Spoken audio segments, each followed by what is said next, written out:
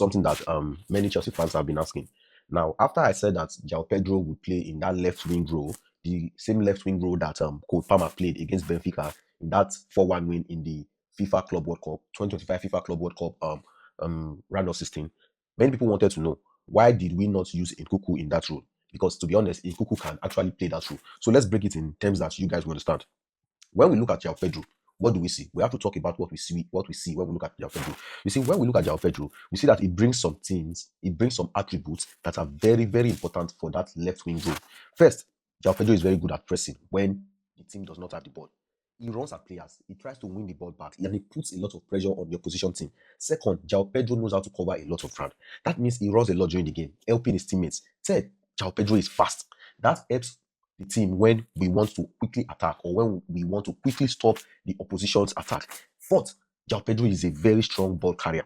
He can move the ball forward with speed and control. Now that we have talked about Joao Pedro and his attributes, let us talk about Nkunku and his attributes. Now, Nkunku is a fantastic player. For me, I believe that in another timeline where Chelsea did not buy Cole Palmer, because the reason why we bought Cole Palmer was because Nkunku got injured. Now, in another timeline where Nkunku did not get injured, we did not buy Cole Palmer. Nkunku would have been the top man at Chelsea. Now, first, Nkunku can play that left wing role. There is no doubt about it. But the problem is, Nkunku does not press as much as Pedro. He does not cover so much space. And he's not fast. He's not that speed. He lacks that speed when running. Right?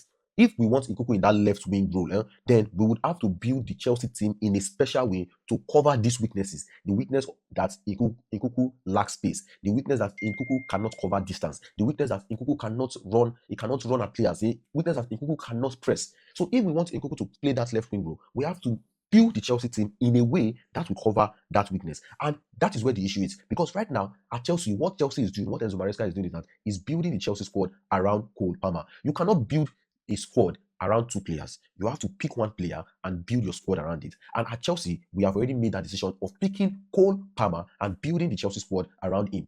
Do you understand? So there is no space for us to now say we want to build the squad around someone like Nkunku. No. Like I said, in another timeline where Nkunku did not get injured in Pochettino's first preseason, right?